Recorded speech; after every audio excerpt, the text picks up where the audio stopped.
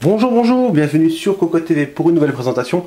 Aujourd'hui, un ventilateur, le LEPA Casino 4C. Alors, on est dans le noir, c'est tout à fait normal puisqu'en fait le ventilateur, comme son nom l'indique, est lumineux avec tout plein d'effets super à la mode, on va dire.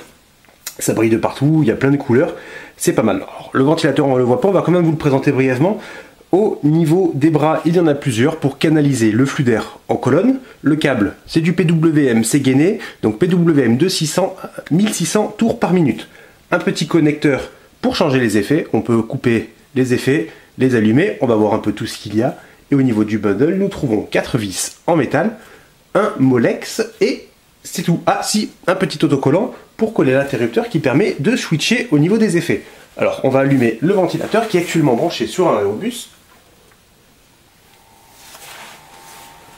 Voilà, donc là, le ventilateur tourne, vous l'entendez peut-être. 1600 tours par minute, donc ça fait quand même un peu de bruit parce qu'il est posé directement sur notre table.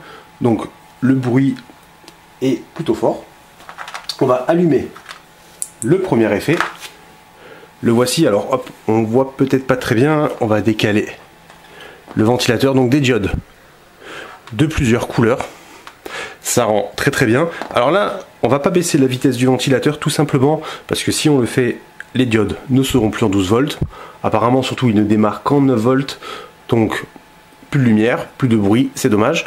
Par contre, sur PWM, même s'il tourne au minimum à 600 tours par minute, où il est extrêmement silencieux avec quand même un flux d'air qui semble plutôt correct, on garde les couleurs, c'est plutôt sympa. Donc, premier effet, les lumières sont allumées. Donc, du blanc, du vert, du rouge et du bleu en fixe.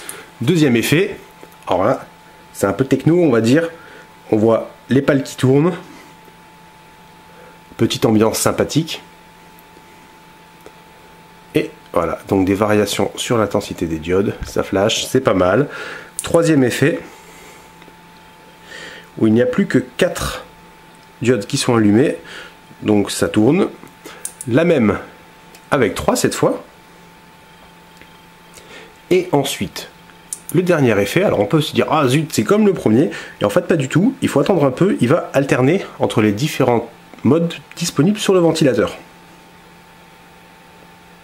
Donc là il est passé au deuxième, et ensuite il va alterner avec le suivant.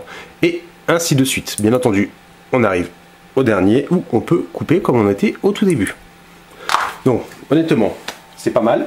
Le ventilateur, il y a du souffle, alors on voit sur le côté, où quelle est la caméra, c'est transparent donc ça laisse un peu de lumière. Là on voit bien le dessous, donc avec les bras qui maintiennent le moteur pour canaliser le flux d'air. Effectivement, à 1600 tours par minute, ça envoie quand même pas mal, ça se sent, même quand on est relativement éloigné, on sent encore bien le flux d'air.